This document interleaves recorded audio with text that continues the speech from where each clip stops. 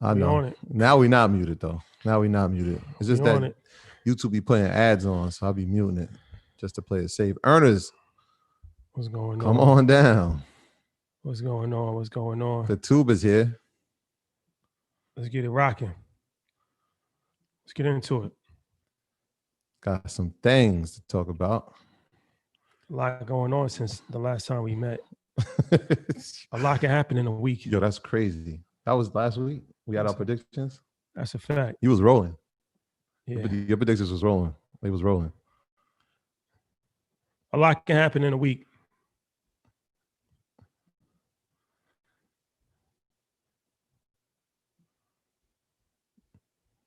What's going on? Let me just post this on the gram. Greetings and salutations to everybody out there, all the earners across the world. Market Monday supporters. If this is your first time, welcome. You're all welcome. Welcome to the greatest show on earth. Shout out to Cali in the building. Put where you from in the chat. Put where you from, so we can just give you a shout out. Yeah, and shout out to yo. You seen in Facebook they had the best EYL lines? No, I didn't see that. Yo, rolling.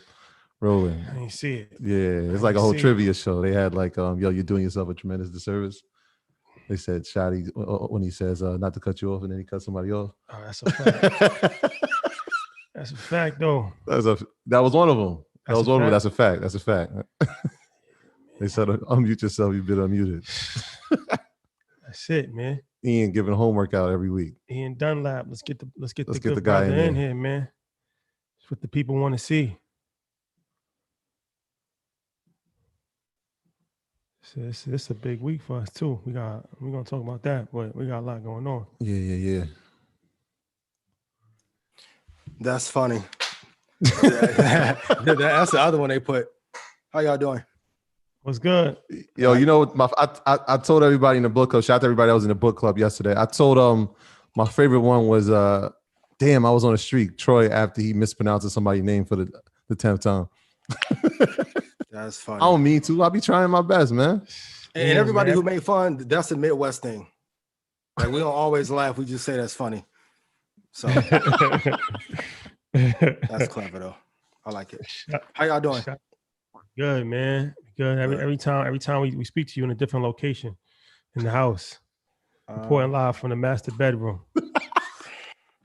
Man, last minute get together. I'm gonna just be honest. I'm gonna put the lights up before I get cussed out. Too big of a day. Had to put on my little presidential red and wave. So let's get to it. Got the CNBC wave going. That's a fact. You're looking very presidential. The blue. Is that blue? Yeah, blue? You know, look blue. Blue and red. Those are very presidential colors. And we never coordinate these colors. That's a fact. That is a fact. Also, that's a fact. Also, that is true. So yeah, man. You know, it's a lot going on right now. I haven't slept in about a week. I got my beard out crazy. I ain't going to get my hair cut or nothing, man. It's last week has felt like a decade. It's just a lot going on. It was like the 12-week year. How do you think Trump felt? Oh, he's still feeling it. He's still feeling it. I see Mitch McConnell said, yeah, I'm rolling with him. I said, all right, that's how they're going to play it. Yeah, man. It is what it is. Trump is like Nicky Tarantino. You know, it's like he had a lot of people. I'm calling you Rashad Coogler from now on. Rashad Stradamus. Yeah, so far it's been Wednesday playing out. hit, I was like, is this on par? It's on par.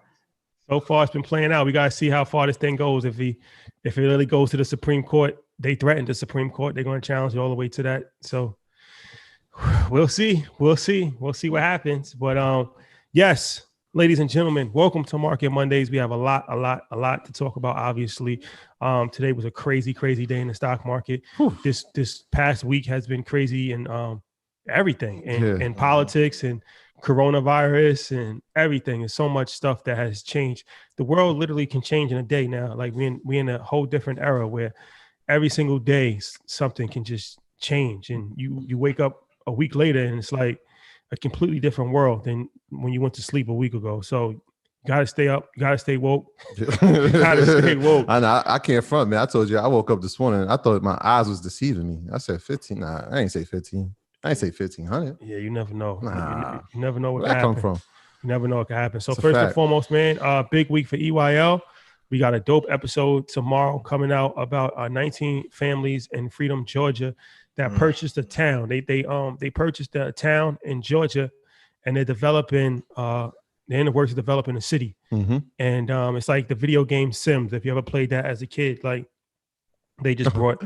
That's crazy. Greg just said, "What up, Greg? What up?" Greg. Yeah, I'm gonna tell that story. So they brought like a 97 acres of raw land in Georgia, and they developing and they buying more land, and they putting in roads and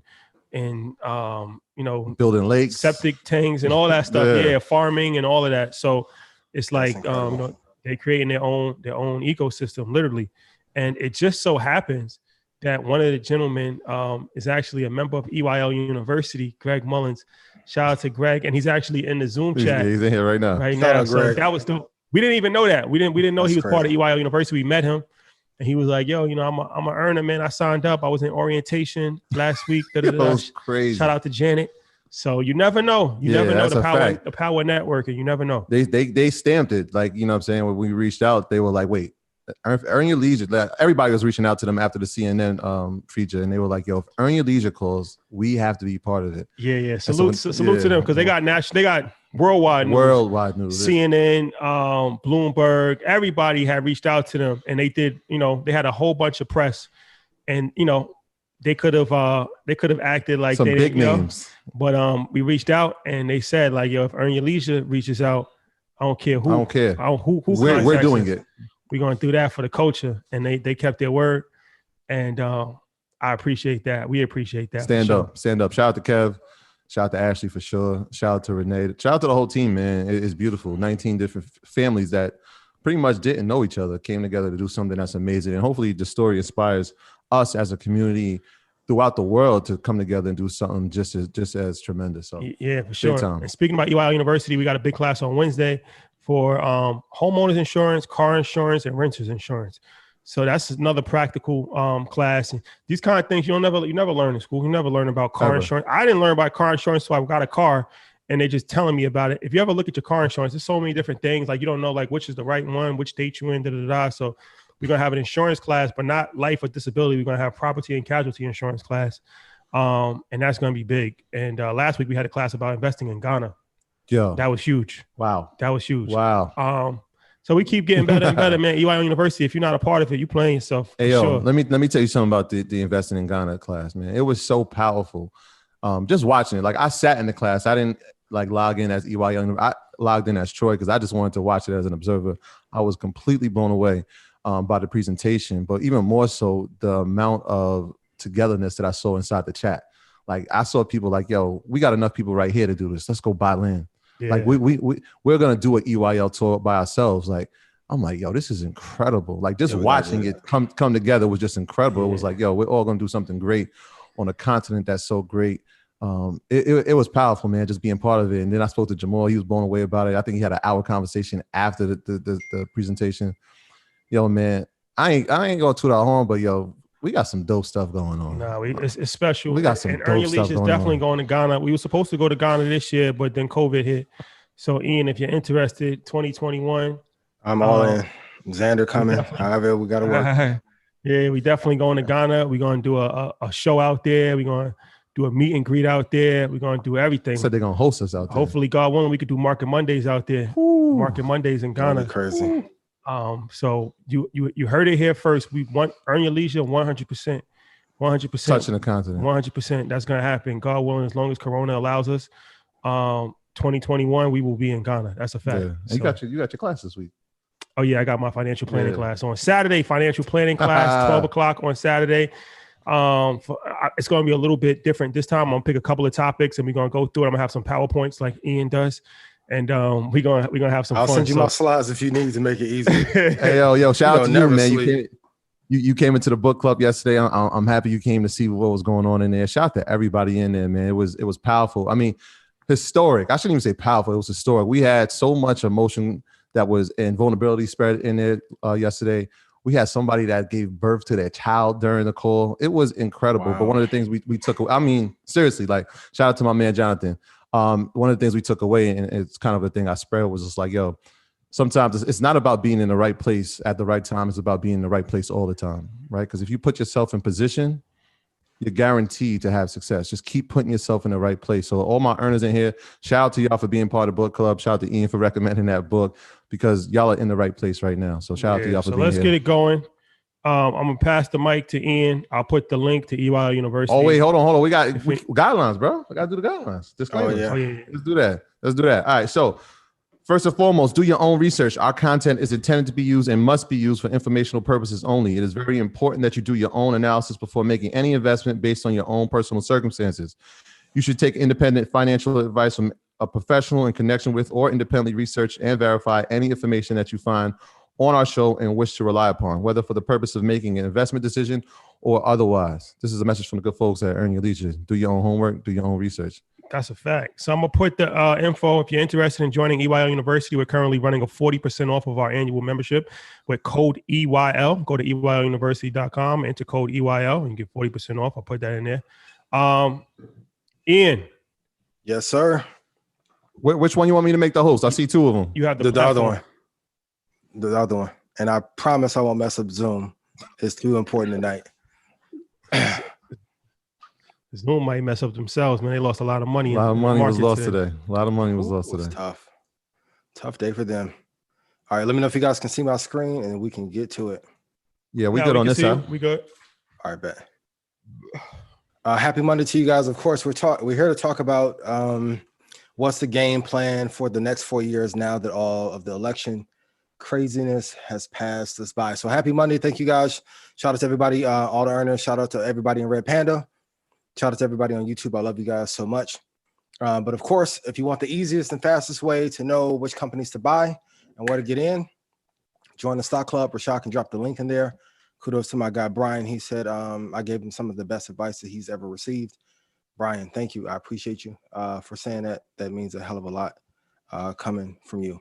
So from the bottom of my heart, I don't want to get too emotional and tear up and cry. But for all of you, everybody in EYL, all the trappers, everybody in Red Panda, man, my family, friends, my cousins, the cousins, everybody who showed love to me about getting in Forbes. That was a dream come true. Rashad, Troy, Mike, Jay, I appreciate y'all so much for giving me bag drop. No, bag drop. We put our people in the Forbes. Man, I appreciate you once again for believing in the vision when others didn't see it. And for all my entrepreneurs, you may have a great idea, but you may have not have found the right team to do it with. So I'll tell you personally, I had the vision to do a show similar to this with 12 other people. They told me no. Rashad and Troy said yes. And then here we are. So thank you guys so much, because I couldn't have done this without you. And I'll say they are watching, you guys. They are watching. So keep posting those great results. I love you. All right. So let's get into it. You can see why I said don't sell your stocks. And even though it was scary and we did not know what was going to happen with the election, if this is your first year investing, please type in the chat. Does it make sense now? Yes or no? No matter what happens in the market, we always recalibrate and always end up going back to the highs, as we've talked about and as we promised. So, but I believe in supreme accountability. So I want to walk you through the three things I got this year, because it's easy for me to pat myself on the back, or Troy or Rashad about iBuy and Thermo. But I want to walk you through the three things this year I've gotten wrong so far. So for those of you who are not pleased with me, this is your time to screenshot and be like, hey, man, he got one wrong. One, I said in March that an airline will go out of business. An airline has not gone out of business domestically yet. Number two, I stated a couple months ago that Tesla will go back to $500 in 2 weeks. It has not. And then the price for Biden to win did not come to fruition. Now, all the other metrics came true, and I'll walk you through those. But the price of $31.40.75 for ES did not come to fruition. So I just want to be accountable about that and not only brag about things that we call right, but the things that we don't get right, I want to state up front. But let me walk you through a couple of things about how the S&P judges who will win. So the market is always going to leave clues of what it's going to do. 4 years ago to the date, you can look, The Dow had 1,000-point swing, 1,077 points. Type 1,077 in chat, please. And then 105-point swing on the Russell. Today, the Dow went up 1,300 points, hit a record high. So Pfizer, of course, the news was announced. We were looking at it. Shout out to everybody in Alpha and Apex. Eric, you should have woke everybody up since you were up anyway. I appreciate you, my guy. But man, that was a hell of a move this morning. Dow does not normally move up that much, but Pfizer dropped the news at 5:45 and it sent the market going up to the upside like crazy.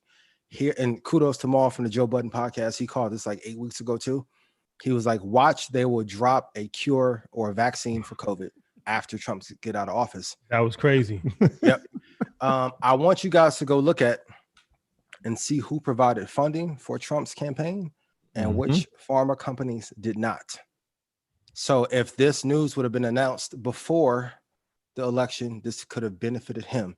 So when you guys do your research, make sure you can go see in between the cracks of who is investing in what campaigns, and you can see why the timing happened this way. This is a key tip every single day. So I want you to write down how far the market went up and how far it went down on down days. This goes for the ES or the S&P 500, the Dow and NASDAQ. When you guys start to write these numbers down, you will see over the course of time, the same kind of point measures replicate themselves. For my long-term investors, look at the quarterlies. The quarterly time frame will give you an indication for how far up we will go and how far we will go down. And I was saying this on Clubhouse earlier, like people think that the market is mystical, but when you actually do your own research and start to dig in deep, because analysts can't put this out because it takes away some of their competitive edge, you will see that the same correlations happen over and over again. So I want to walk you through, for those of you that are interested in futures, and we talked about futures, I think 8 or 10 weeks ago. So if you had 10 contracts on the Dow and each of the contracts costed $500 a piece, how much would that be? Put that in chat. 1,000 ticks on Dow. And of course, I have to say trading has considerable risks. It's not for everyone. You should be well capitalized. You should be financially stable before you choose to engage in the futures market. But 10 contracts today on the Dow, if you would have went for 1,000 ticks, would have been 50 grand. And then if you look at the ES, 20 contracts, if you would have got 140 ticks, for those of you that are traders, you can write these point targets down and use them. Would have been 35,000 this morning. And in 2016, the ES went up 138 points on November 9th, 2016.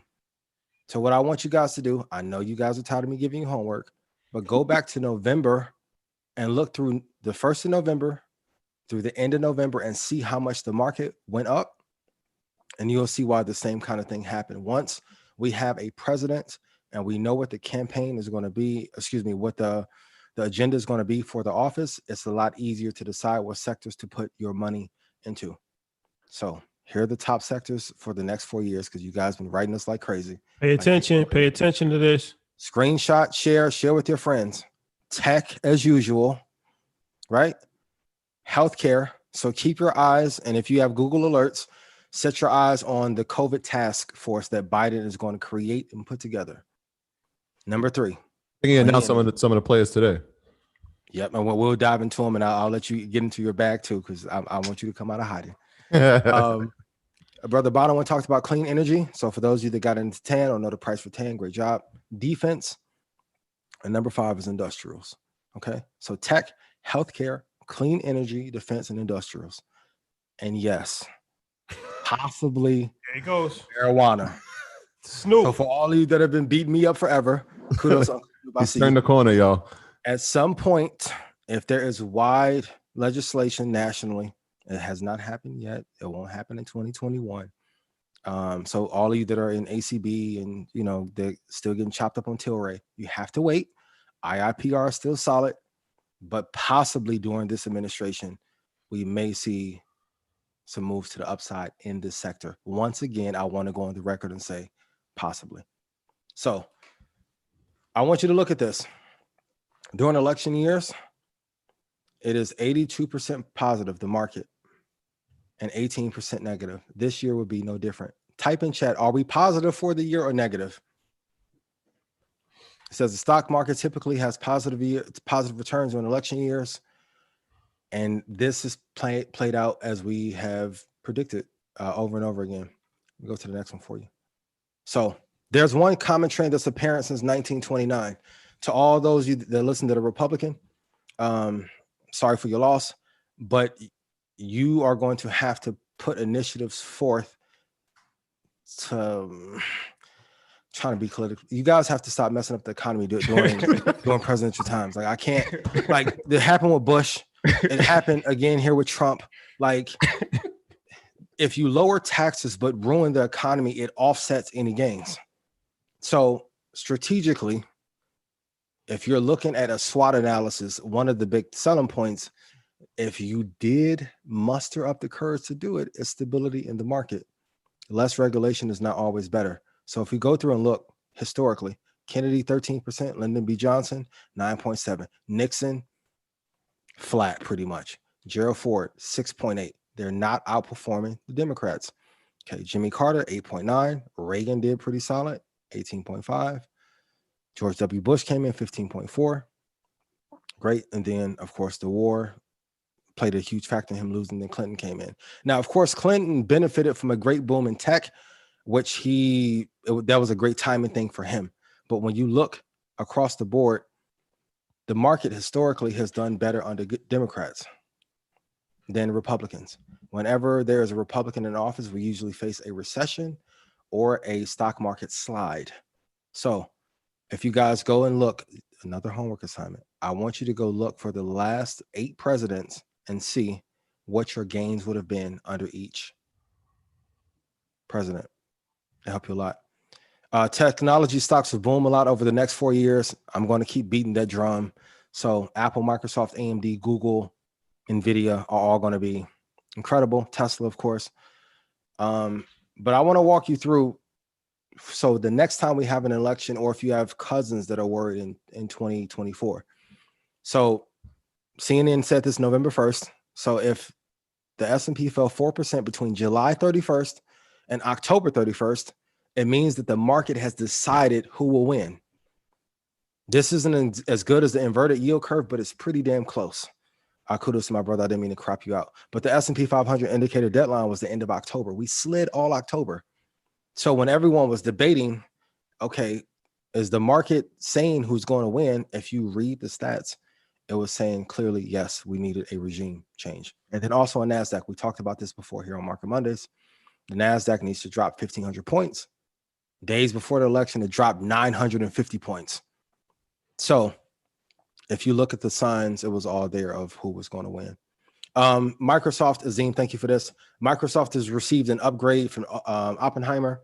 My personal 5-year target for Microsoft is $318. It's a 5-year target. For those who want to do options on it, I don't know if it's going to be there in 2 years. So this is my 5-year target for Microsoft as a long-term hold. I want to remind you again of your overall plan. Long-term, 4 to 8 positions. 4 to 8. Please type in chat. 4 to 8. Some of you are still making mutual funds. Don't do it. A maximum of 24 swing trades per year. So that's 2 swings max per month. Great. And then 60 intraday trades for the year. I'm going to be real with you. If you ask, can I have more trades? The answer has to be no, because if you do not know what you're risking and what you need to know what your Ulster index is, your profit factor, and your Sortino index. If you do not know what your stats are around trading, you should take less trades. You should take way less trades. Some of you are taking an average in 400 or 500 trades a year and saying, but I know how to trade. The only indication if you know how to trade is if you're profitable at the end of the transaction period and what you're engaging in the market. So less is more. I promise you. And I say this every day in our Red Panda trading room. Less is more. We talked about the 7 mistakes that investors make, and this is the 8th one. Please write this down. Being too early to a sector without institutional backing. Kudos to Gabe, who is a business buddy of mine. He took one of these marijuana companies public when I lived in Colorado. And as soon as he can get out of it, he exited. A lot of you are jumping into sectors hoping that it's going to go up, and not a hedge fund in sight who wants to touch it with a 1,000-foot pole. That's you know what, Ian, that's crazy. The same thing was said about, the EV market in 2004, right? It was just too early. But right now it's like every EV that comes out is like, oh, that's booming. Yeah, like I just saw Fisker. If you're not familiar with Fisker, I would check that out. It just opened like last week, but it's like, oh wait, their target's going to be $40. They have 9,000 pre-sold cars already. And I'm like, bro, they just hit the market like October 30th. Like, let's give it some time. You know what I'm saying? But it's that time. Yeah, 2004 when Joe Budden was riding in the Hummer wasn't the time for it. Shout out to Budden. I appreciate you. And shout out to the new Hummer. True. That is, that may have edge there. So I want you to, we talked about this last week, but I want you to look here under split government. This is what the potential returns could be. Screenshot this because I don't want you guys to guess what the outcome could be. They're averages. I know everyone wants to make you feel like that it's a mythical creature that no one knows what's going to happen. It's not true. Year 1, year 2 average return, year 3. Under Democratic president, you see, Republican president, you see, and an incumbent, you see what the gains will be. And you can see where the source is as of October 2020, 21st of 2020. So the biggest mistake that you guys are going to make, and I'm begging you, please do not fall victim to this, even if you don't have a lot of money. The biggest mistake that you can make this decade is not being invested from 2020 to 2030. If you think that we're going to replicate the 1920s, and you think that we're going to have a tech boom and an industrial boom and electronic vehicle boom and marijuana may take off, if you are not invested for this decade, you are going to cry. You're going to cry. And I want to beat, and I know, futures trading is sexier, options trading is sexier. Great. Swing trading stocks is sexier. You're going to cry in 10 years if you don't have money in the market. So if you promise to have money invested throughout the 10 years, put I will invest this decade in chat. And if you choose not to, that's fine. The top ETFs going forward, once again, VOO for the S&P 500, QQQ for tech, VWO, we don't talk about the emerging market enough, but VWO for emerging market, and then TAN for solar. So for those of you who want a scholarship, here you are. These are 4 easy ones. You guys don't have to study the market for 96 hours a month to get this down. Here they are if you want safe and steady returns. And this is what I want to point out. I want to give you guys a quick tip. If the market always crashes because of a psychological fear in September and October, why the hell were you not loading up in September and October? So, I mean, like historic, once again, Lehman died in September. Black Friday happened in October. AIG, September. The big market crash. And I get during that 29, there wasn't proper portfolio management. There wasn't quantitative easing and Fed intervention the way that it is now. I get that. There wasn't any robo advisors and there wasn't this many people interested in the market. So it took longer to recover. Great. But if you look at the Dow has an average decline of 1% almost, and the S&P is down 0.5%, then this is the ideal time in the cycle to load up. Zima, I appreciate you. So look when there is weakness in the market and when everyone else is panicking, we should be smiling. It's never fun. I'm not gonna lie to you. Like when the market is dropping 10 or 15%, I'm never like, man, I just love this. No, I have the same fear. And I'm like, man, I hope that I don't. And you know that you're in love with the market and you're really obsessed when you start dreaming about the candles or dreaming about the stock market. But if you look a month later, everything tends to be fine. So yesterday, of course, I couldn't talk in the book club because I was getting ready for the day. But I wanted to share the biggest lesson I took away from Money Master the Game. So, of course, it's very big on index funds. So some of you say that it's fluff, but I think he's just driving the point home to get people to take the action.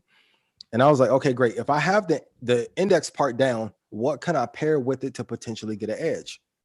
So I was like, okay, great. If I get a tech index and then I get an S&P index, if I pair 2 tech stocks with it, and this is my breakthrough in 2016, I was like, okay, great. I can beat the market by still investing in the market and buying the best 2 tech companies. So here you are. VOO, QQQ, Apple, and let's take out Microsoft and do Google. And we do equal weighting of 25% across the board. And look at the return is from 2010 to 2020. It's a simple formula. Now, if all of a sudden tech is no longer the hot thing and electric vehicles sets the world on fire and we have the second coming of Ford, great, you can go heavy there. But tech is going to be a major player, at least for the next 100 years. It's an easy formula to follow if you don't want to waste time, because the longer you take to start to build your positions, and Rashad, you can touch on this too when I'm done rambling. But one of the biggest mistakes and one of the biggest reasons people don't have enough money for retirement because they get started too late, especially traders. Traders, we spend all this time studying patterns and dojis and double hammers and double tops. And it's like, shit, put some money in the market for 5 years and let it run. Let it run. So I want to show you an illustration, and you can go to any portfolio analyzer and you'll be able to see this as well for yourself. And I hope that was helpful for you. So what happened today was indicative, like I said, of what happened in 2016. And of course, Dow hit 30,000, which was a key psychological number. And then it slid down from there. Tomorrow, we probably will slide down either tomorrow or Wednesday. We'll recalibrate and then go back up. And that's that. So I'm going to dive into these questions real quick. Do I think that the Dow would drop to 5,000 now that Biden is in office? If the Dow goes to 5,000 while we doing Market Mondays, I will pick one of you guys and give you $5,000. Who asked that question? One of my guys, David, like somebody asked him, like, well, Biden's in, do you think the market to go to 5? I laughed literally for like 45 seconds in the phone. Like if the market goes to 5,000, that's it. We'll be living in the Walking Dead era. That's it. World's over. Good night. The world's over. Good night, ladies and gentlemen. We didn't even drop 50% February to March, and the world went to hell. I'm like, you think we're going to go to 5,000? No, it's over. It's over. Grand opening, grand closing. Extinction level. Aliens will have to come. Yeah, extinction level event. Part 2. Kudos to Busta. What are your thoughts on NIO? Man, I love the chart, but I hate the fundamentals. Okay. I hate the fundamentals. Like the chart isn't. So for those of you who are in it, ride it until the wheels fall off, especially for those of you that got in like at 11 or 9. I may take some off the table if it drops back to 36. I love the chart. It's a trader's dream. But when you look at the business has improved, I just don't like some of the metrics that I see in front of me at the moment. Will it turn over? Maybe. But while I'm looking at it, I don't like when stocks run up this much and then the fundamentals are not strong. And for everyone who's investing in trading, who keep asking, is it fundamentals or technicals? It is both. They are baked in. This is 1920. There was a huge information gap when it was technical analysis versus fundamentals. They are tied in together now. So yeah, shout out to everybody in here. They're saying like they got it. I got a really quick story about NIO, and I was just learning about options at the time. This is like early June. Fire away. I had my young boy, shout out to Abdullah, shout out to Jamal. We all was sitting down trying to figure these things out. And I was like, I think we had just did a Market Mondays and it was like, why look for the next Tesla when Tesla's here? And I was like, okay. And at the time, I think NIO was like $7.89. And I was like, you know what? I'm gonna get a $10 option call on it. I'm like, if it can't move $2 in 2 years, then it's a small loss. And I didn't do it, but he did. So he's like 23 years old, and he did it. He did it, and I called him next day. He was like, "Yo, I got that $10 call for like 22 for January 22 or something like that." I'm like, "Oh, you did it? Wow, great!" And then he got nervous when it hit 15 and it pulled back to 12 and sold it. And so I called him the other day. I'm like, "Yo, you ever kept any of that? Because it's at 42 now." And he was like, "Nah, I'm scared. I'm killing myself." I said, "Nah, man, there's some lessons, and this is valuable. There's some lessons, even that what I say and Shadi says and Ian says that you're going to have to learn on your own." Yeah. So that's one of those things. And like patience is one of those things, and doing your homework and knowing your research and trusting yourself. And so those are the things that we can't teach that you'll have to learn on your own. If you guys want to know where the market is going to go, I want you to go to a previous episode, and we're not going to tell you which one it is. It's one of the earlier episodes where I broke down fib retracements. If you don't know where the market is going to go, so I can't give you my crystal ball, but I can give you a couple glass flakes off of it. you can put on fib retracements and see where the market is going to go, and it's going to give you a mathematical calculation. So for all of you that are in NEO and you don't know how high it's going to run up, please put those on, but I'll give you a projection at the end of the night if we do this rapid fire round. And the last question, are we still at risk of a possible recession? I read somewhere that because tech was reaching all-time highs, we aren't really in a recession because recessions don't recover that quick. Listen, I'll tell you in 2020 that anything is possible, but we are out of recession territory. It does not mean that the economy is better, especially for African Americans and Latinos. As far as the actual stock market, we are out of recession territories and back into bullish territory. And for those of you who missed out, I'll tell you from personal experience, for me, when the last recession came and I had no clue what to do. Like I didn't know a moving average from a candlestick, right? I made sure that when the next one came, I was very prepared and there wasn't this much information being shared freely every damn day. So dive in deep and set your levels for where you want to buy. But also, if you're averaging into the market, into good positions, once the market does actually crash or dip, you've already built up enough courage from doing it every month to then go in heavy. A lot of people are going to wait 4 years for the next dip. And when it happens, the same thing is going to play out. You're not going to buy because everyone's going to talk you out of it, or you're going to be too afraid to. So build up that muscle now so you can begin to get the positions and take advantage of the market falling. And lastly, should I take my money out of my 401k to trade if I need more income? No. Unless you're just short answer. One of the baddest traders to walk the earth. But honestly, if you were, you wouldn't ask that question. And I say this out of love, and I was talking about this on Clubhouse. I know someone that took their retirement money out in March. They put money into trade in April. They gave away 14 years worth of gains in 2 months trying to trade because they didn't want to practice. But everybody wants to trade. No one wants to study. And as a result, she got fired later, and now she's really struggling. I'm begging you guys, stop playing with your retirement money. They should be in separate buckets. You need your long-term account. If you're going to swing trade, you need a swing trading account.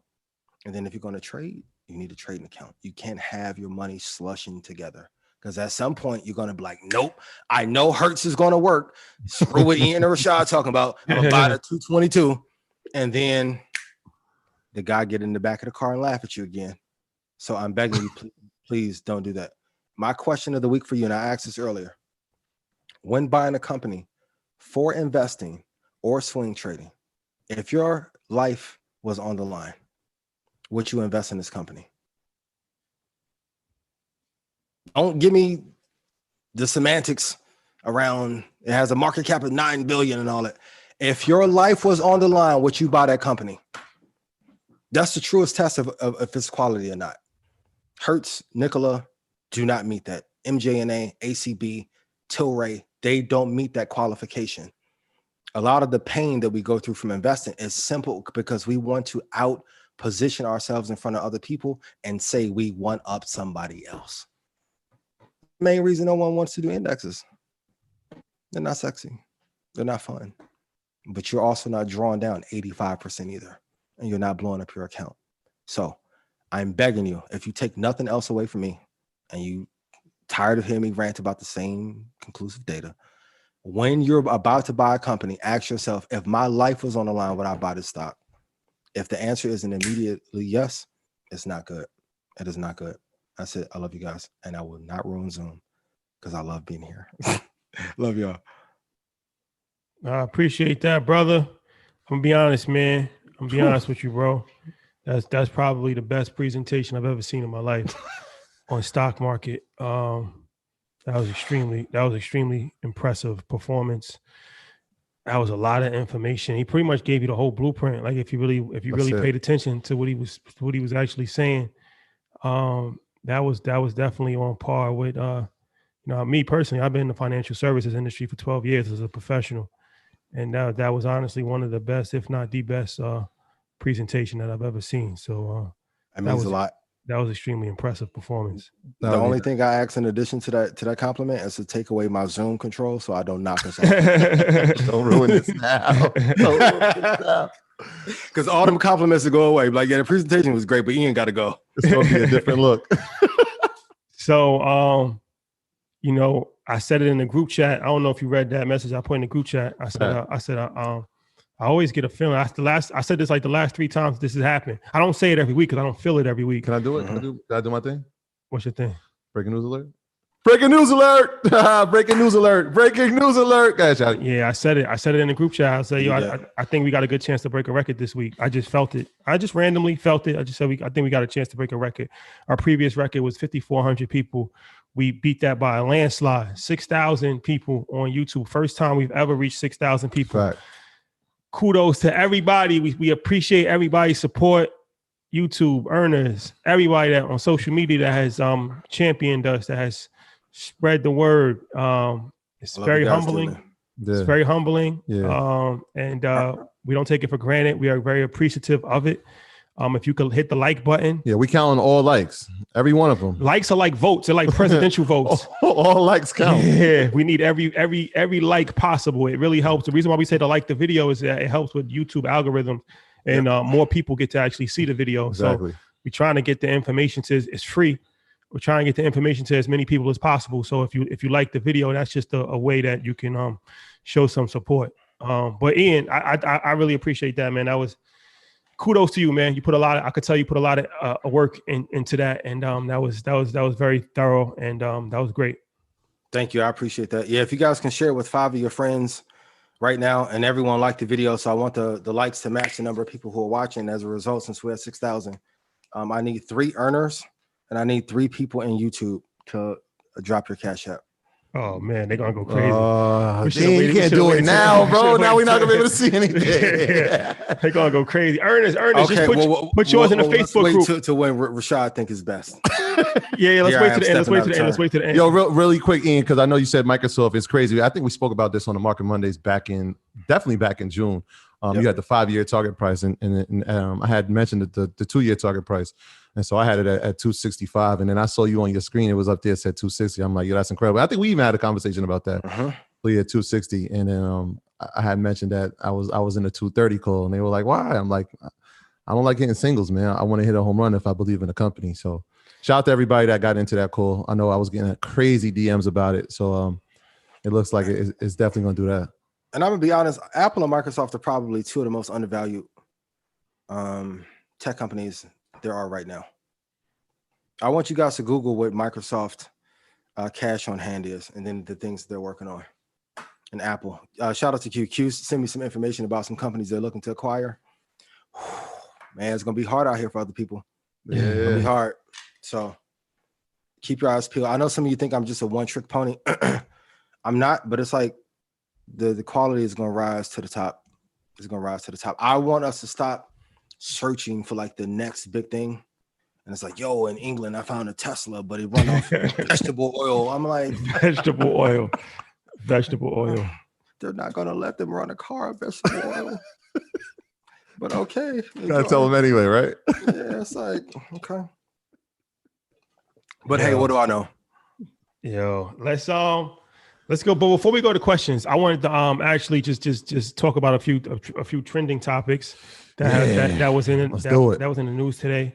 So the first thing I want to talk about is Boeing. And so you love that. Boeing is that's like our stock, man. And when we first started this thing, before we started Market Mondays, when we dropped Ian's episode, it was in March. It was the week of the crash, and everything was dropping. And then we did like a YouTube live, and then that led to Market Monday. So Boeing was one of those stocks that I personally asked him and Trapper about. And they both was bullish on it, and they like, yeah, I get it. And I'm like, sure. 97, 99, and 100. If me and Trap agree, y'all better. Woof. That's a fact. That's a fact. So I got Boeing at $99. I think I got it at $99, and I kept it for a long time. Relatively. It went up to like almost like I think like 200 or something at one point. It went crazy, and then it went back down. I think I sold it at 160. You got rid of it? Yeah, I got rid of it. Ian asked me today. He's like, "I hope you ain't sell Boeing." I didn't know you got rid of it. Yeah, I sold it to I think I put it in an option play. Yo, or something. you know how many phone calls we had? Like, yo, I should just put all my money in Boeing. I would have been better off. I would have been like, I didn't even know you sold it. That's crazy. Yeah, I sold Boeing. We all have done it though. Like I know people that sold Apple at $25 and $45. Like when you're in it, like, and it's why even with trading, you guys know this. When you're in a position and it's not moving, it feels like time stops and it's like the thing won't move. And as soon as you take your eyes off of it, it shoots off. It's crazy. To the moon. So, I told that story here. Like I had Apple in 2007 at $85. Imagine how I feel. I let it go, and they had just announced that they were about to put on an iPhone. Yep. And so that goes back to the original point. Like there are some things that you're gonna have to learn by trial and error as you're going. So Boeing went up today. It went up $21. And it was interesting because this is the biggest one-day jump for the Dow Jones. Shout out to Kenny Burns, by the way. Had me on the Kenny Burns last minute today. That's my guy. And I was talking about that. I think it actually got up to as high as 1,700 today at one point. And that's the highest for the Dow ever in one day. It was crazy. Like it never moves that fast. I think the Dow actually reached a record today, total, right? 30,000. Yeah, it went over 30,000. It reached a record. But if you really, the interesting thing about it was that the NASDAQ wasn't really up that much. And then the NASDAQ actually ended up in the red. All the tech stocks ended up in the red. The Dow Jones ended up like 800. It cut it in half, but it was still up 800 points. But the NASDAQ was actually in the red, and all of the tech stocks was in the red. NASDAQ down 181. Shout out to Jamal, because he was saying this. He kept beating in my head like a month ago, like 2 months ago. He's like, there's going to be a rotation. There's going to be a rotation in the market. It's a rotation in the market. It's a rotation from tech stocks to industrials. He kept telling me this. And I'm like, I heard you. Heard you. But he was right. He was right. And this was a rotation. Like when you see when you see the Dow, pay attention to these things. So we talked about before on Market Mondays, a lot of people don't really like the Dow because it's not a complete representation of the market. It's 30 companies. It's 30 some odd companies. The way it's weighted is dumb too. Yeah, and so it's why it's called a Dow Jones Industrial Average. So when you see the Dow go up 1,700 points, but the NASDAQ is up 100 points, it doesn't really correlate with each other because the rotation, money came out of tech. Money wasn't flowing into tech. It was flowing into airlines. It was flowing into consumer discretion, consumer staple, things of that nature, industrials. So now if this vaccine is really going to happen and it's going to be what they say 90% effective, that's a whole different conversation within itself. It's kind of weird that they come out with a vaccine the day after the presidential election. And it took 60 years. The flu's been around for 60 years and they only have a 50% treatment. And now this thing's been around for 6 months and they have a 90% vaccine in 6 months when it takes 5 years on average to make a vaccine. But who's to say they weren't doing research on it beforehand? That's true. That's true. Perspective. Sometimes movies aren't movies. They're real life. That's a fact. But I say that to say now we're starting to see the flow into industrial. So it's just interesting to see, when we see, Boeing go up crazy and then, all the tech stocks go down. So what are your thoughts on, I'm gonna ask you a question, Ian. What are your thoughts on that? As far as we know that we still believe in tech long-term, but do you think that this is a start of a rotation? Are we in a rotation cycle where industrials will start to, pick up? And obviously if the virus is cured, that's going to be big for hospitalities and airlines, but what's your thoughts? You want the honest answer? Only the honest.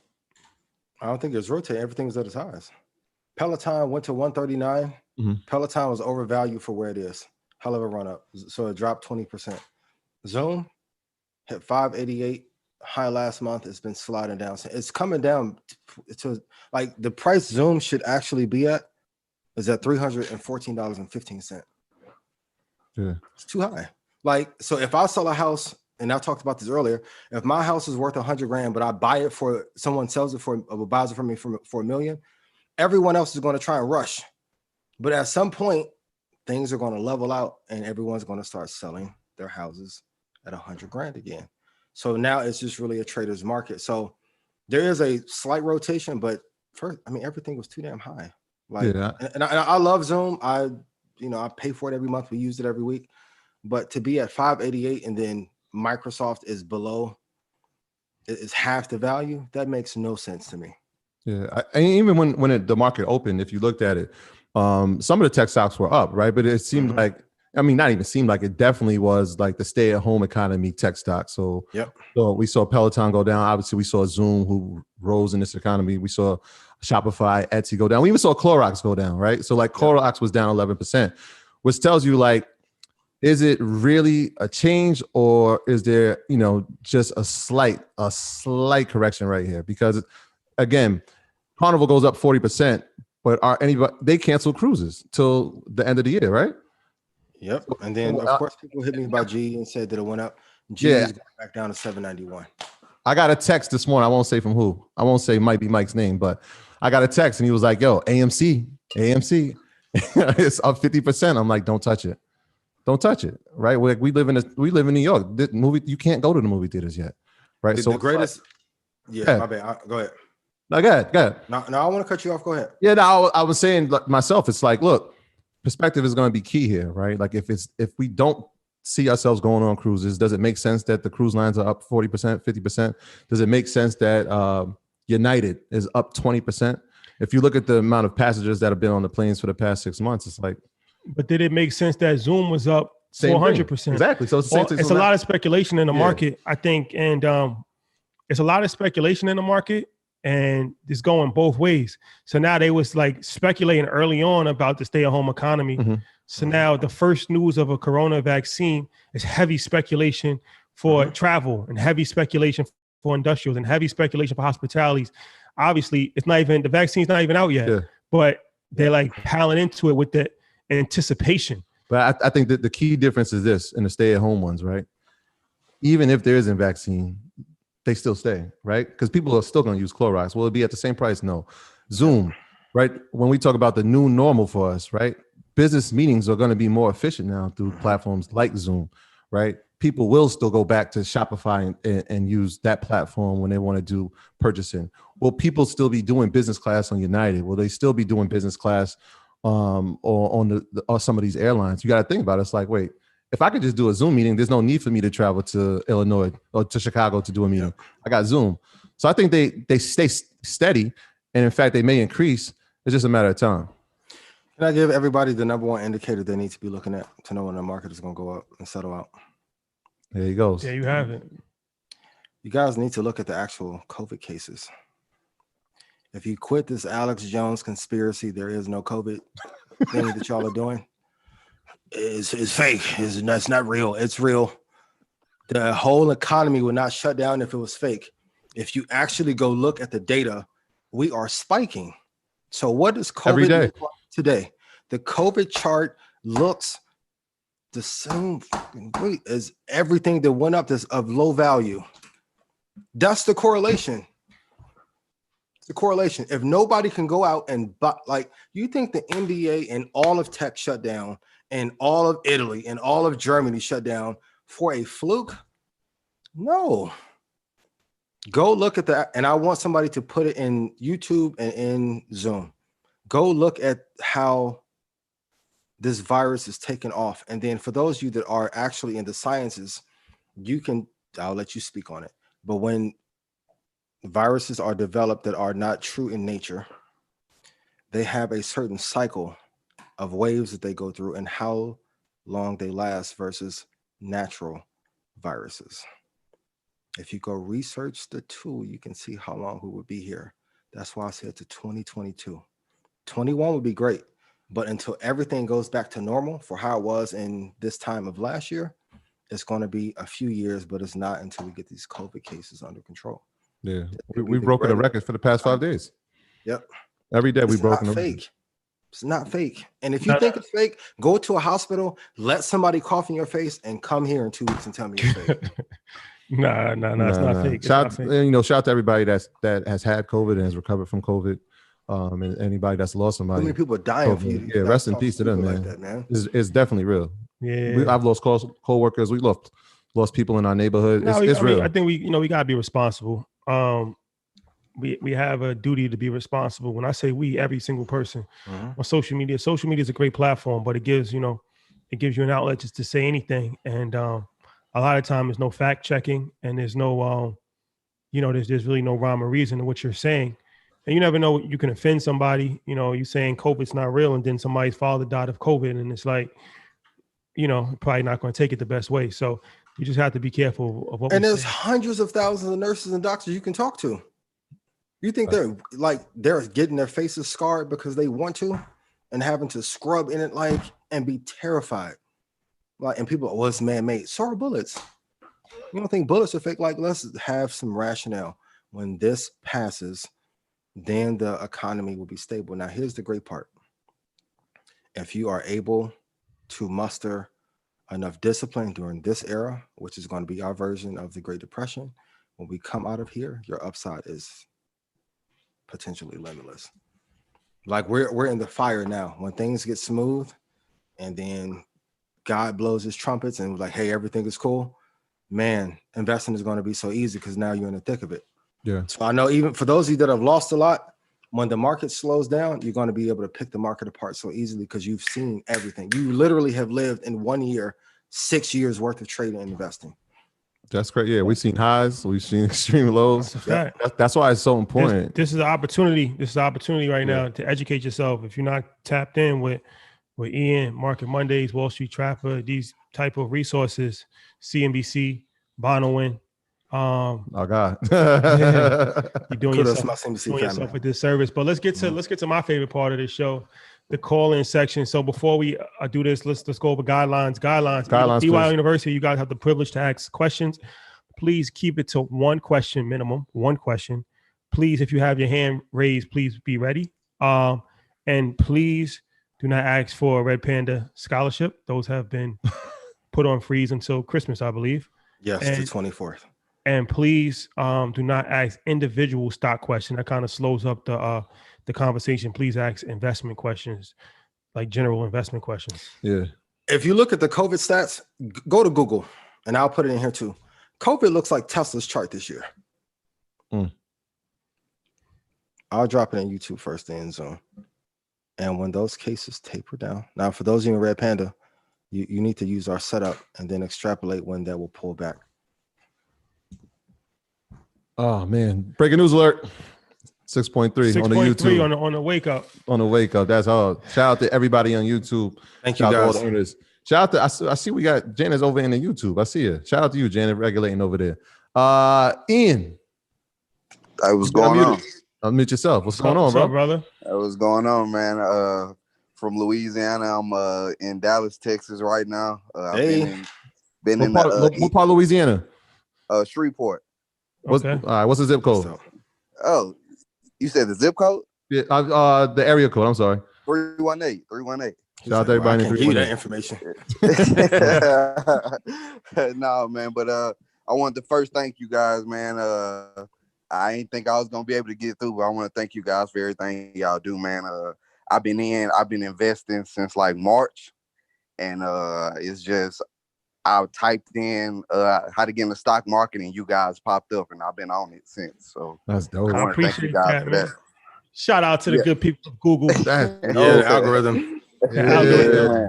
Yeah, but so I got a growth index fund with Morgan Stanley. It's called a growth fund. I'm not sure the exact name for it, but I just put some money into it basically, and I've been watching it, and I'm just trying to figure out how long do I need to stay into it. I also got some money in a Robinhood that I've been putting in for a long time now.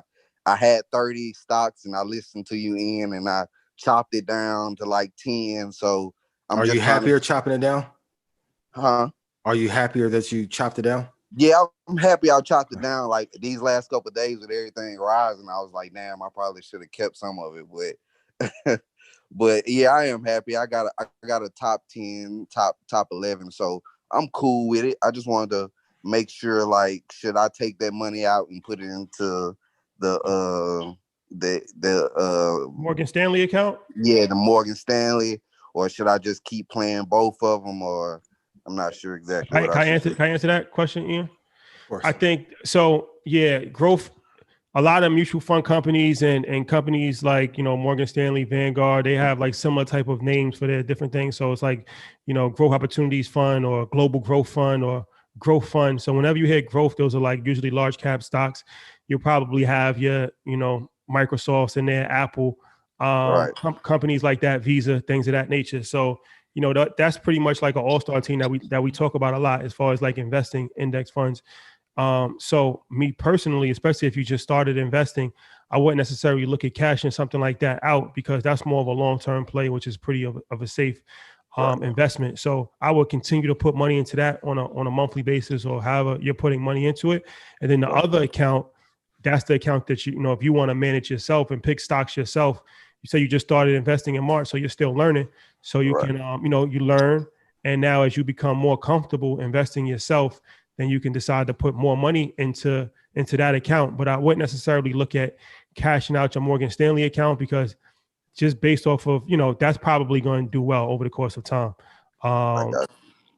Ian, what's your thought? I agree 1,000%. I'm gonna try and find this article. The people who end up doing the best in the market are those who are business owners who understand the importance of long term. Second best are the people who forgot that they had an account and the money just grew over a 10 to 15 period time frame. So if you want to take some money and trade, great. But I would tell you to pour every dollar that you can in to the Morgan Stanley account. Real quick, do you know which ticker it is? It's GS. Hold on, I'm gonna look at it. It's it's MUSGUX. I'm sorry. MUS what? MUS. Yeah. GUX. I took a hit today. How long you been in it? Probably since July. You'll be good, man. You gotta hold on to that. Well, what else are you in real quick? I'm gonna let you break guidelines since we got the same name. I'm sticking my neck up for you. Hurry, come on. Nah.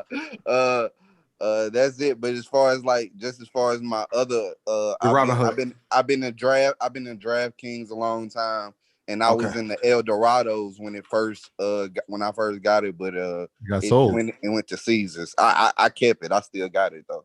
Okay. What else? Is that it? I know you're gonna be mad at me, but I'm in the Canopy Growth and Stella's brand too because I like both of those. What price you get in the CGC? I think it was like $15. That's not bad. Yeah, you need to throw some more money into Morgan. If you're going to trade, pick some of the ones that are higher value. And I know some of you guys are home, but like, well, you only give the expensive ones out. I get it, but the $5 stocks they usually don't last too long.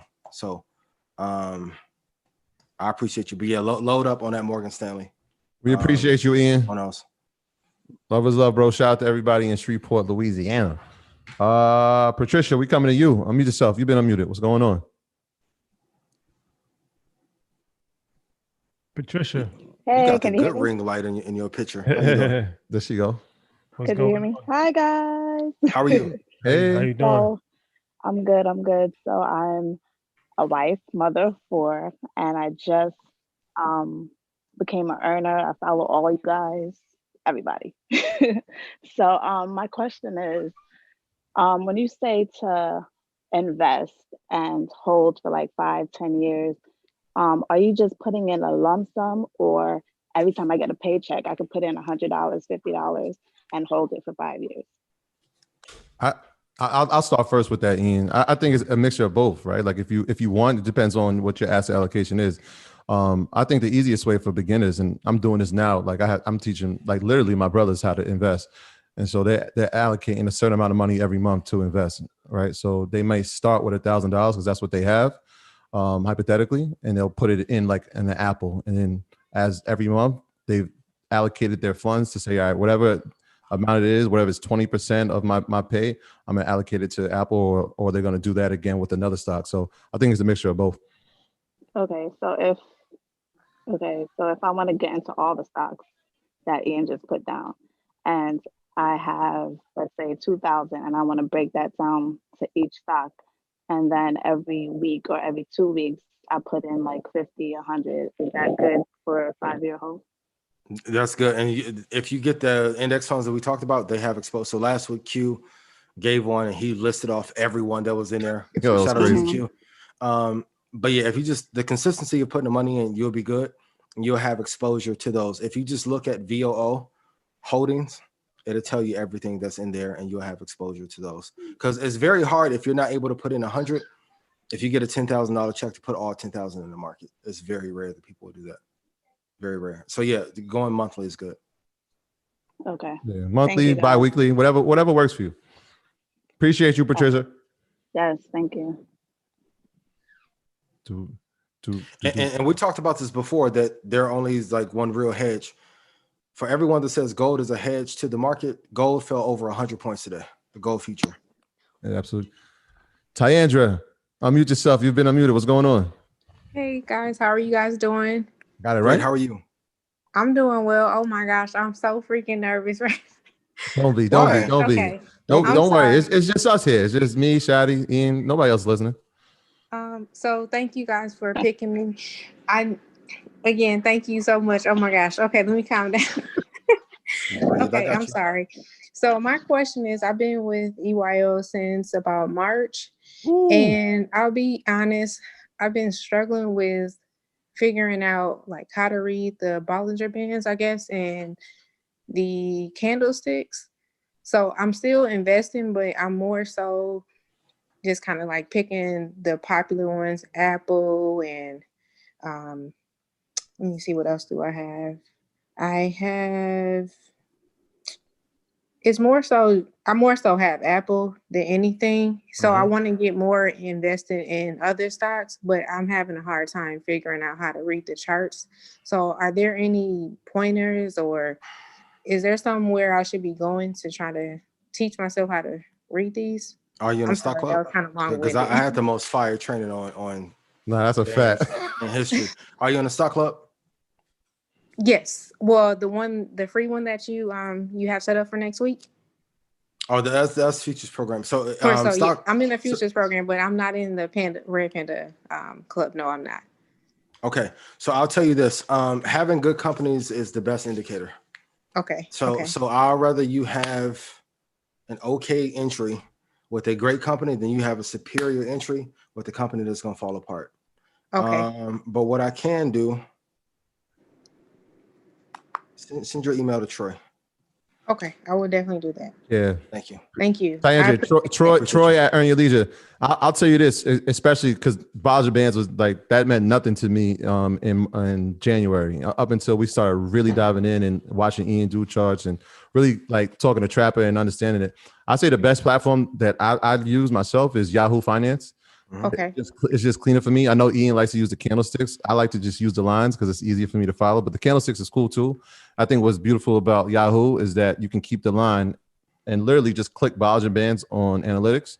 Okay. And under the chart, you'll see the bar. So you can see red and green, and you can track by day or by 6 months. Or by 2 years. Use Bollinger Bands, right? I do. How do you feel about doing like a 20-minute, like a mini class? I think I'm gonna do something for EYL University members. Man, like whatever y'all are offering, yeah. I'm with or it. For people that just people struggling with it. Yeah, not for people like not too advanced, anything like that, but people like, you know what I'm saying, like how you use it yourself. Yeah, because I know you use it every day. So how you feel about doing a class for like 20 minutes about just teaching people? Like, we might have to do that. We might have to do like a surprise Zoom joint or just a video so people can see it. Because I know there's a lot of people ask the same question. It's like, yo, how do I find a 20-day moving average? How do I find a 50-day?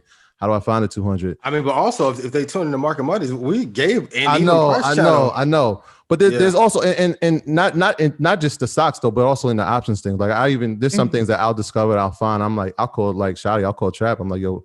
Bro, I think I just found something new. You know what I'm saying? I'm a student for it, right? Like I love learning. So like if I find something new, naturally as an educator, it's like, yo, I got to go teach. What'd you learn about options? About quadruple riching? You want to do that now? I think we got to do a whole section on that. So pretty much the same way that we find the target price for our stocks. To me, it was like, that's great, right? The stock price is important. But when I'm buying an option, the ask price is equally as important. So I want to know the ask. So the question I always had to myself was like, well, how do I find the correct ask price, right? How do I know when is a good time to find the ask price, or where would it be a good range? And so the same way that a stock appreciates and depreciates, so do the ask prices on these option calls. And so I want to say the devil's in the details. And so when I was going through eTrader, we found it. We found like how to figure that out. And so now I can tell like when an option has opened.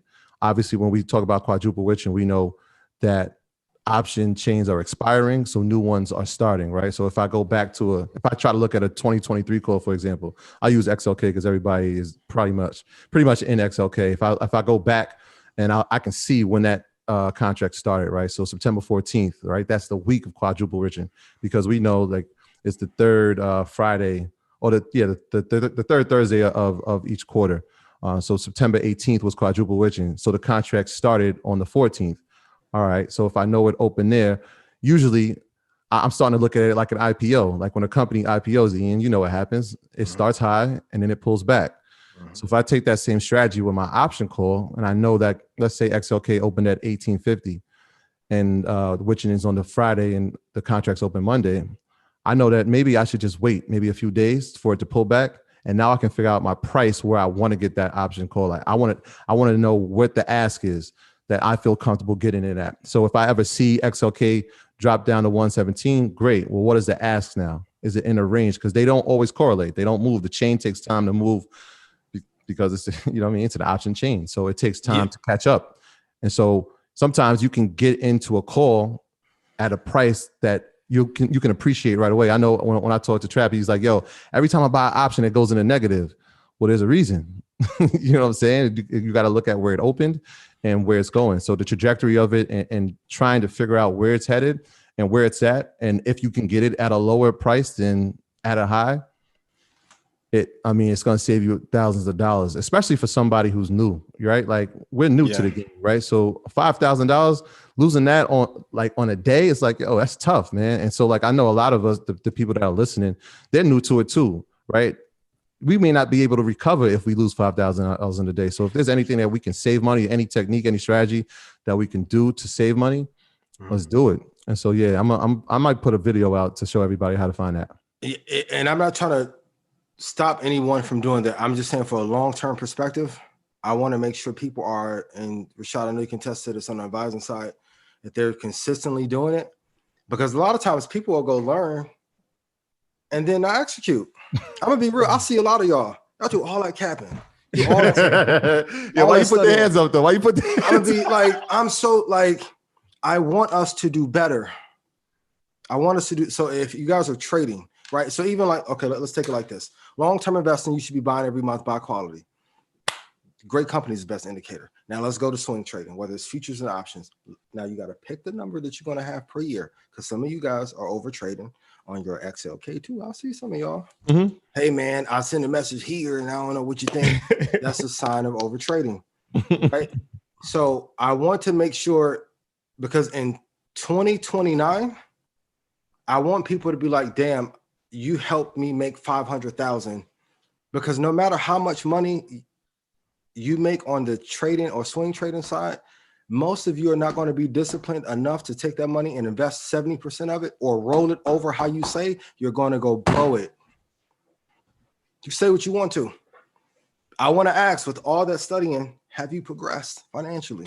Yo, and it's that's a game of execution. Like, so we're here to give everything, but I want to make sure in 9 years, your kids can go to college off what you put in. Kudos to those of you in the free futures program. That's why I kept telling you, you guys aren't checking in. You want the program, but you're not doing the basic studying. But you want it. It's a game of discipline. The only reason we're not further ahead in this space, and I get that it's new for a lot of us, I'm trying to tell you, it's not that other people are better than us. They stick to a plan more than we stick to a plan. But we want to learn so much. Yeah. Some of you know every damn indicator on earth. And then I'm like, how's the long-term account going since April? Oh man, my cousin RSI broke on my chart, so I didn't get anything. I'm like, it's the voiceovers for me. It's stochastics on his Mac broke down. And MACD was oversold, but you said Microsoft is under. No, just buy. Yo, Ian, we need a new character, bro. I need a new character. We need a new character tonight. And I'm gonna be real, like you guys can hop to every room. At the end of the day, everybody's gonna tell you the same damn thing. Indexes and ETFs are similar. Buy them. Yeah.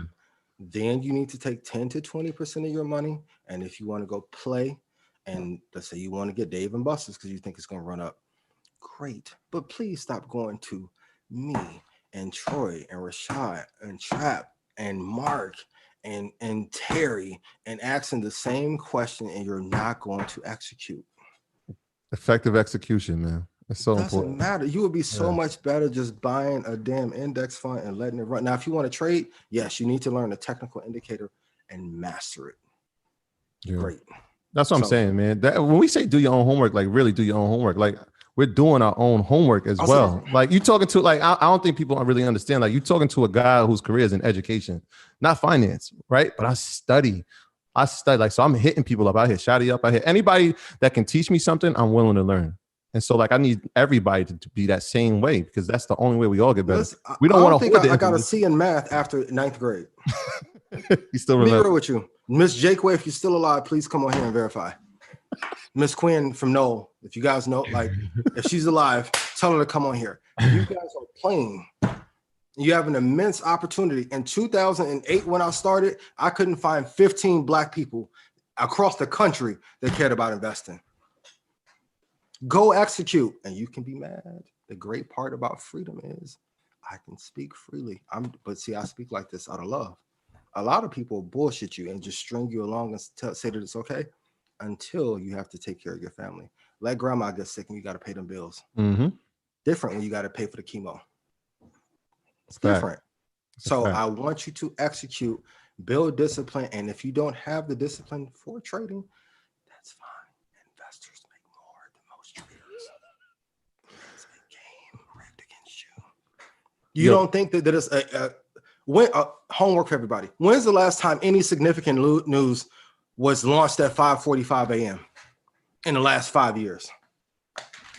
It does not happen. That's a valid point. That's a good point. Come on, man. That's a good point. But I digress. Get the wave back. You gotta get the wave back, Ian. So if any of the major networks are watching, this is for entertainment value, right? For our audience, right? Appreciate y'all. Crazy. Yeah. Let me run off these earnings really quickly. And I guess it could kind of segue into one of the things we wanted to talk about as well. And I know there's a lot of earners that got some things that they want to get off their chest. So earnings, well, today, man, Beyond Meat reported. Moment of silence. So Beyond Meat kind of got hit with a double whammy today, right? Their earnings obviously declined because the demand was so low, but also McDonald's, they put out news that they are coming out with the McPlant, which is a direct competitor to anything Beyond's doing or Impossible's doing. So in my mind, I want to make it really easy for you to understand. McDonald's pretty much cut out the middleman, right? So Burger King said, let's do a deal with Impossible. McDonald's sat back and watched what happened and said, I think we'll just do our own. No middleman involved. So shout out to Beyond Meat. But that's in there. And McDonald's slid down some too, but if we look at Beyond, they got hit hard. They got hit pretty hard, but I'm gonna keep running in and go ahead. And so that happened today. Tomorrow, after closing, we got Lyft and we saw what Uber did in California. What was it? Proposition 22. That was a big win for the ride sharing companies. So Lyft will be reporting. A company that I am invested in, Datadog, will be reporting their earnings on Tuesday after closing. And then on Thursday, another company that is high on my list, Disney, will be reporting. And Disney stock went up today. Obviously, with the news that there's a 90% effective vaccine out there, theme parks will probably be open in the probably next 6 to 12 months. So their stock went up. And then Friday, a company that I love talking about and y'all love killing me for, DraftKings will be reporting. So if you are a long-term investor in DraftKings, man, you're gonna be all right. I know. Listen, y'all don't have to fight. Y'all don't have to DM me this time. I'm in a long-term call with that. So y'all, I know that last time people would like Troy's going to be okay. So we'll see. How long when COVID is over? How dominant do you think DraftKings will be? In that space, I think as more states pass legal sports betting, and we're seeing that's happening, I think it's going to be extremely dominant. The only other player in that I see is huge. Well, Penn Gaming is big, but FanDuel, and so a lot of people are like, well, where does FanDuel? FanDuel is actually owned by Flutter, and so Flutter is a big company, but DraftKings is its own ticker, it's its own company. I think it's going to be big, man. When people can't go to sports games, or even when they're at sports games, people love to gamble, man. They just love to gamble and and there's so many different ways. They keep updating different ways. Like now you can do a halftime score. It's just like they just keep becoming more innovative. They have sports books in each state that they're coming into. So like we know we're close to New Jersey. I know people that were literally driving across the border of New York just so they could bet. Because at one point they suspended all sports betting in FanDuel and DraftKings. So you couldn't even do it in the state of New York. You had to literally go to Connecticut or go to Jersey. And so people were just like, you know what? I remember my boy was calling his sister in like Las Vegas, like, yo, I need you to put this in for me. Like it's that serious. Yeah. And so I think DraftKings has a viable future, especially in the United States. Have you thought about putting DraftKings and Penn together as like a makeshift index? So if one drags down 15%, the other one goes up 25. I feel like I've been tracking both of them, and they kind of move at the same time. And so my next thing was like, let me go find an ETF that has both, or find an ETF that has sports gaming. So I looked at bets and I looked at a few others, but the allocation is not high enough, right? Like I like to see like over 8 to 10% allocation for a company. And I think in bets, I think DraftKings was like 4% or something like that. So I mean, it's fairly new. The sports gambling and obviously DraftKings just debuted in April, so it's still new. It has some time. Yeah, it's time. Penn is taking off. For those of you who are listening, that is a potential idea. And then the same thing with like we talked about earlier this year. I can't wait till we do our end of the year wrap up. Like putting Visa, MasterCard, and American Express in one. Shout out to Visa. Yeah. Q put us on game last week and he was like, yo, how many cards do you have that don't have a MasterCard or Visa logo on it? And so I was sitting there like, oh, is he gonna say it? Because I got a position in Visa. So I'm like, don't say it. No, you gonna say it? You gonna say it? And that was game. I don't know if anybody caught it. That was game. That was a lot of game. There you have it. Let's go to one more question, and then we'll do the Cash App giveaway, and then we will. Who we had? Go to Clubhouse. Are we going to Clubhouse today? Yeah. We going in there? No. I got to do Stock Club. Yeah, well, we can do Clubhouse today. I'll do Stock Club after this for like 10 minutes, and then we'll go to Clubhouse after. Yeah, see, they said it's your fault, man. You said that silent killer thing, and that's all they keep saying to me now. Renee, unmute yourself. You've been unmuted. What's going on? Hey, what's going on, guys? Thank you so much. Shotty, where's she from? Wait, Shotty, where's she from? I'm from Atlanta, by the way of New York. Yeah. Shout out to NY. Shout out to Atlanta. You have it.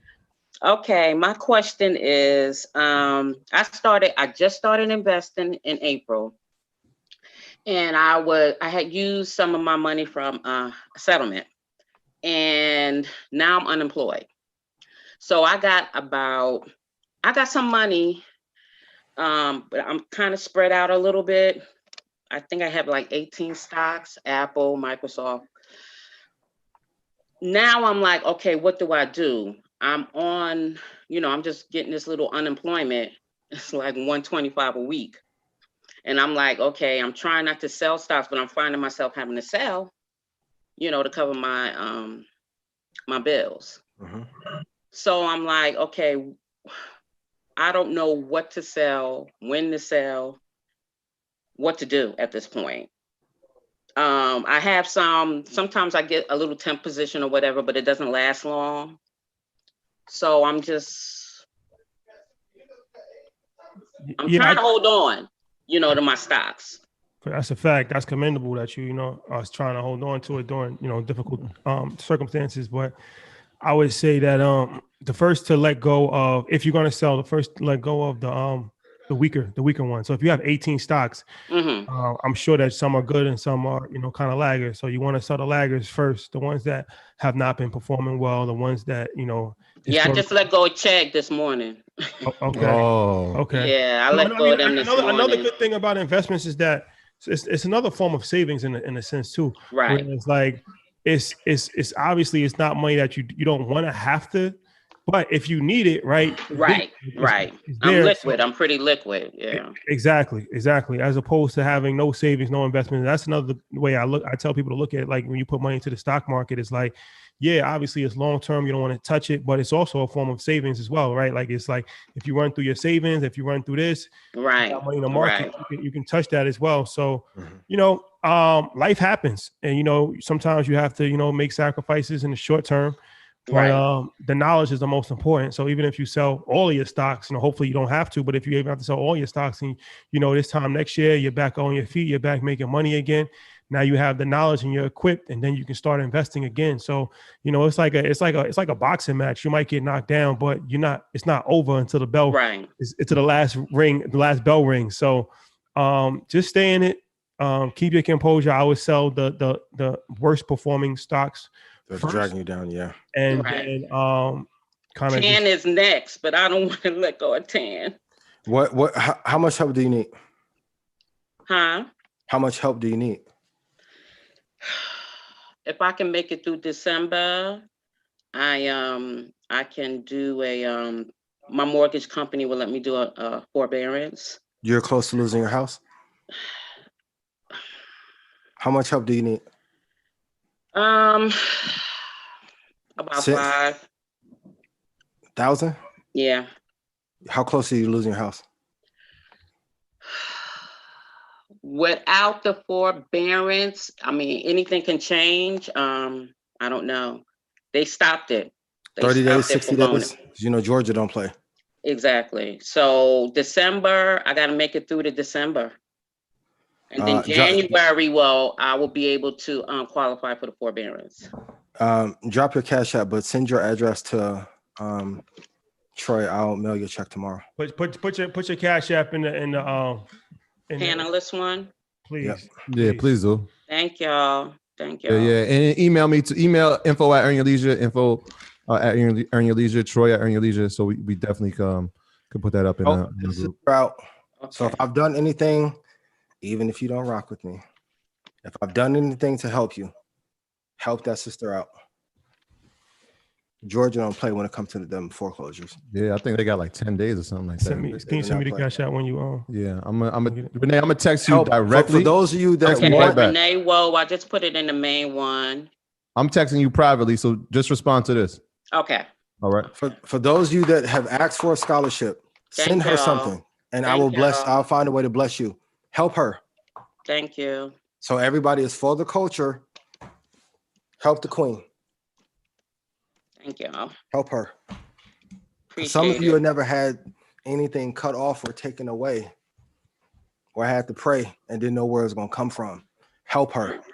Thank y'all. I appreciate you. All right. Thanks. You sent it to me? I'm looking for it. The purpose of getting the bag is to help other people in need, not to put Balenciaga up. It's too many.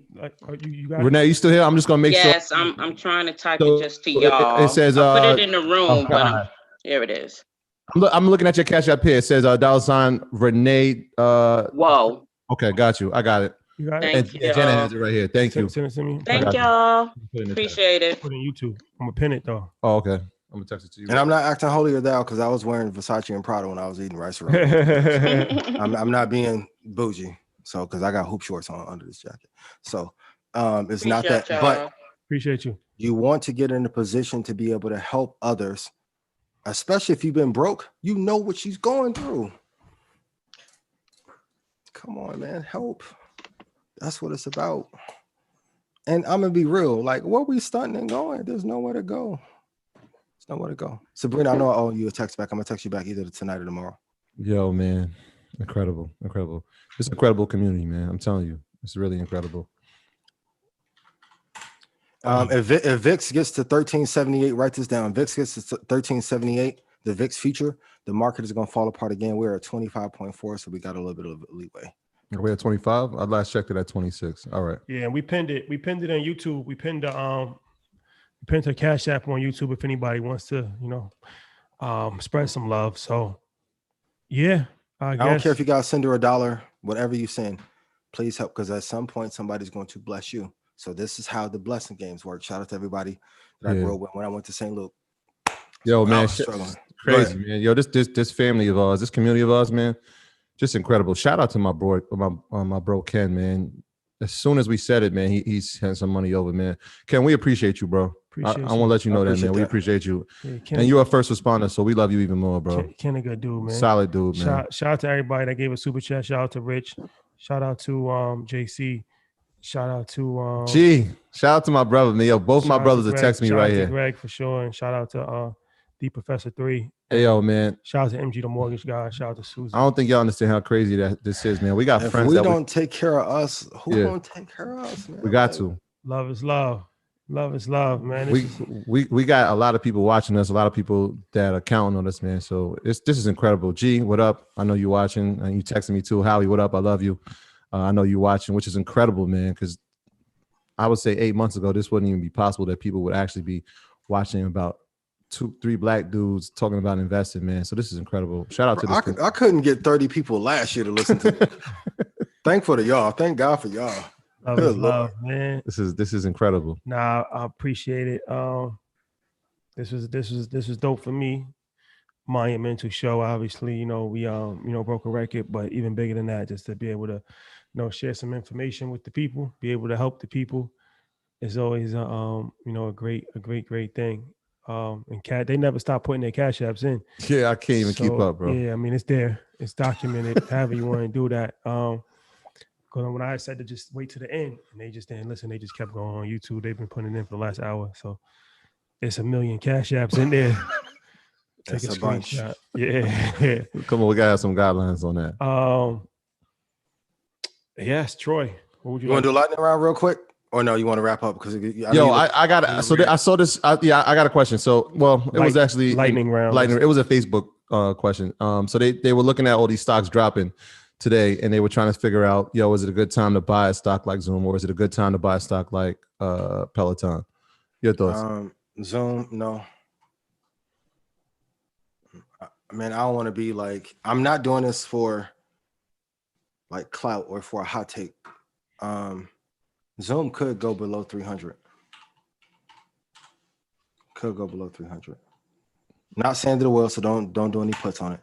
And Peloton, no. Peloton will probably drop to like 84 and go back up. But not yet. Stock Club members, I will tell you the exact price to get in. That's my radio broadcast voice. I will tell you the exact price to get in tonight. And we're going to dance a little bit on Clubhouse too. But nope, Zoom, Peloton, not yet. Yeah, and that's the thing too, man. Get your price ready now, right? Create your plan now. If you see that these stock prices are dropping, find out your sweet spot. Like, that's the spot I wanted at, right? If you don't got the purple globe like Ian does, you got to figure out how to create for yourself. You know what I'm saying? If you really want me to, you want my Bitcoin hot take? Oh, Bitcoin shot. I'm glad you go. I'm glad you said that. We're back in the game. Bitcoin is what's so crazy is that Bitcoin is fastly approaching its march to 20,000 quietly. The last time this has happened, you heard Bitcoin on the news every single day. Bitcoin's at 15,200, I think, right now. I'm gonna get you 2 seconds. On its way to 16,000, Bitcoin has been on the rise, and anybody that knows our story, 15.3, knows that we was heavy in crypto years ago, and money's still there. I still got it. The money's still there. It was so crazy is because I got 2 different platforms. I use Binance and I use Coinbase, and I hadn't logged on in years. I literally have not checked my crypto account in years. And then I'm like, yo, this is it's moving up. So I went to Binance, and then I had to they had a whole new login situation. It took me like a half an hour. The same thing with Coinbase. I had to send a picture of my ID to verify who I was, but I got on Coinbase and I got on Binance, and still there. Yeah, I'm in a couple platforms. I'm not selling my crypto. Yeah. I got so many different coins though. I got Litecoin, I got Stellar, Ethereum. Ethereum, I got Tron, I got all these different coins. But Ripple, the only coin I really believe in is Bitcoin. I'm being completely honest with you about it. Bitcoin's the granddaddy of them all.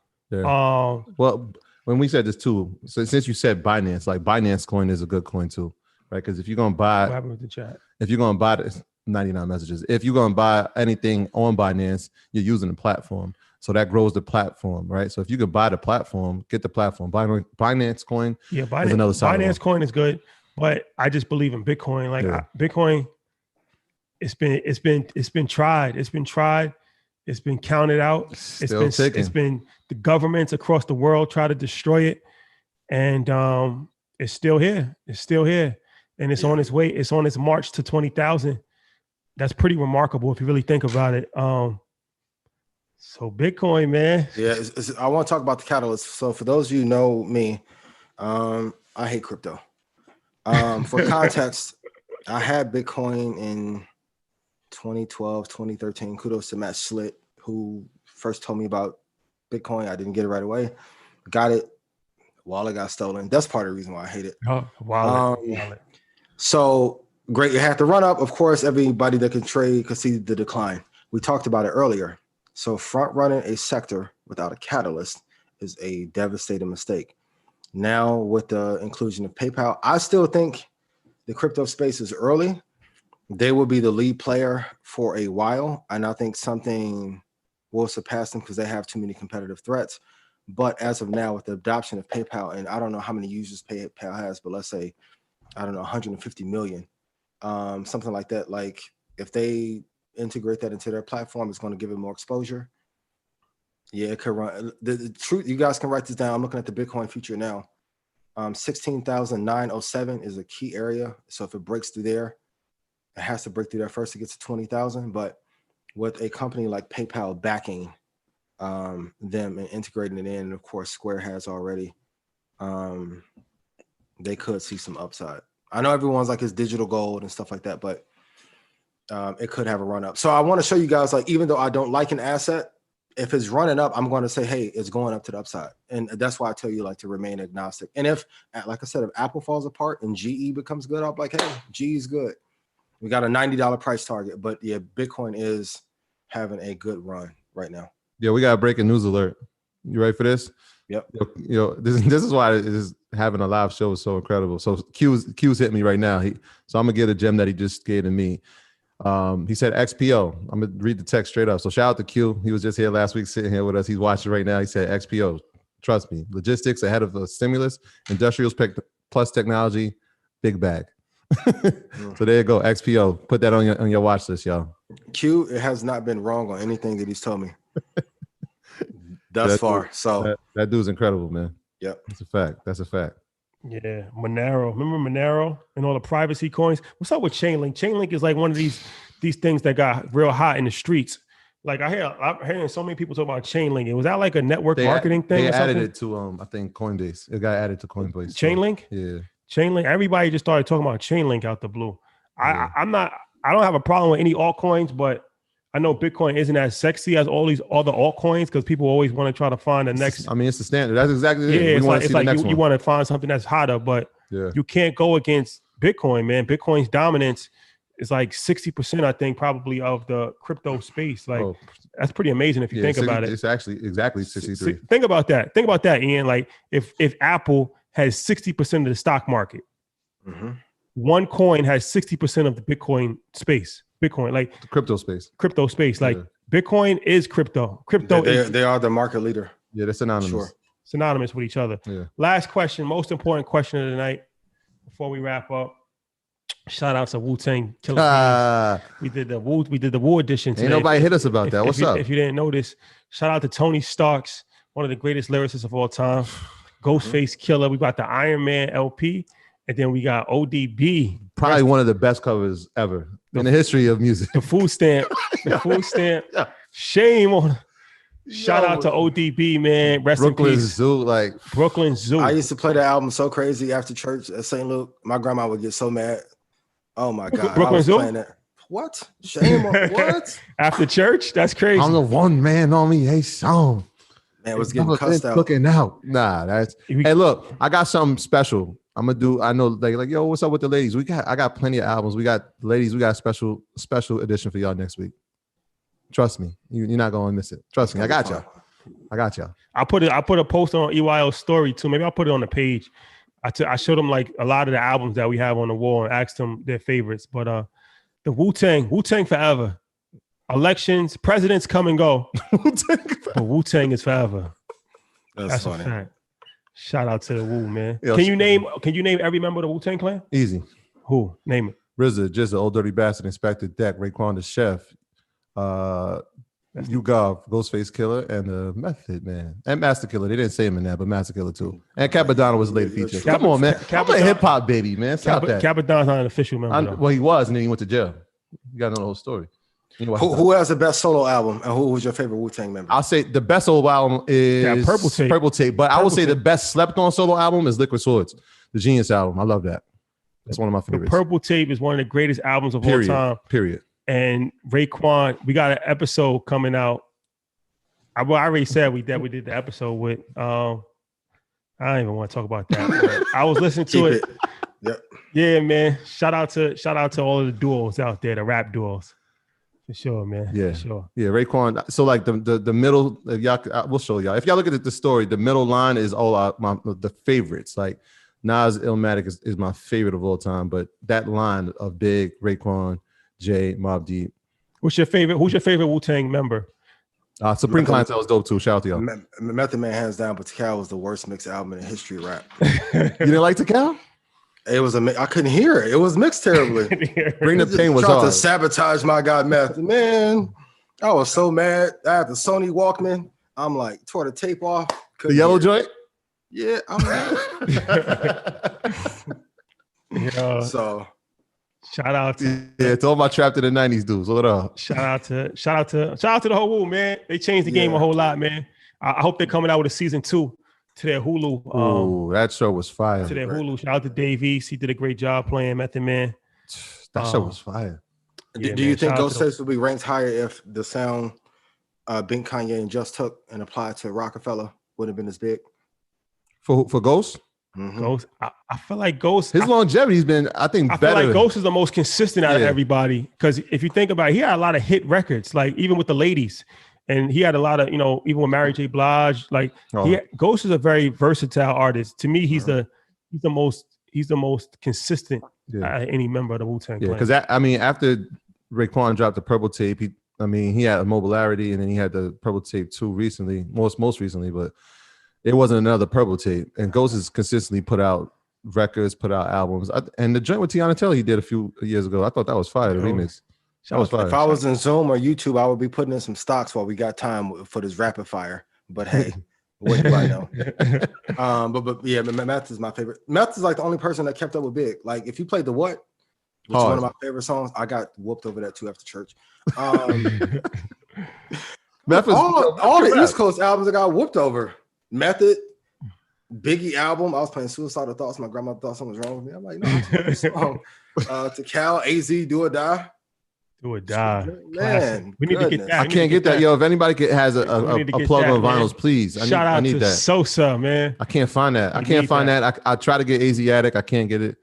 I need a couple of them AZ joints. We need some AZ albums up there. That's a fact. Jimmy is no good. I've said that before. Jimmy is no good. Now shout out to you, guys. Ian, I appreciate you, brother. I appreciate you, man. You looking swaggy in that red, man. Oh yeah, 101. Assets over liability. We got some new merch coming. We're gonna send you a care package. You see that? You got the plane. My Rock Nation family, I love y'all. Y'all need me to tone it down or salute to Rock Nation, man. Salute to guys. Say what up. Marvin, what up, man? Yeah, salute to Marvin. Salute to the good people of Rock Nation. Good guys over there. That's a fact. Yo, Ernest. I swear if y'all send me a plane hat, I'm not going to say Jay sent it to me. I'm not going to do that. I'm like, Hov sent me the hat for market. I'm not going to do that. I may say Bleak sent it, but I ain't going to say Hov sent it. So always love y'all. Hey, you know how we end this, man. And we stressed this yesterday as well, man. Reach out, call somebody, one conversation, one text, one sign that you're thinking of somebody else could change the trajectory of their life. And we've seen it happen so many times We had an emotional moment, a vulnerable moment yesterday in our book club. And now it just came to fruition. So I just want to encourage and implore everybody to just do that. Go through your contact list, see somebody that you haven't heard from in a while. Just reach out, man. Especially, and we lost some people in our neighborhood in the past couple of weeks. And it made me think like, yo, man, we really, nothing's promised, nothing's guaranteed. And while we're here, we should take advantage of that. And we always talk about relationships. So reach out, man. Do that. I implore you. Please go reach out. Call somebody. Love is love. Peace. Dunlap, we'll hit you, bro. All right, I appreciate y'all. Yes, sir. All right, bro. You too. We out. Earners, love y'all.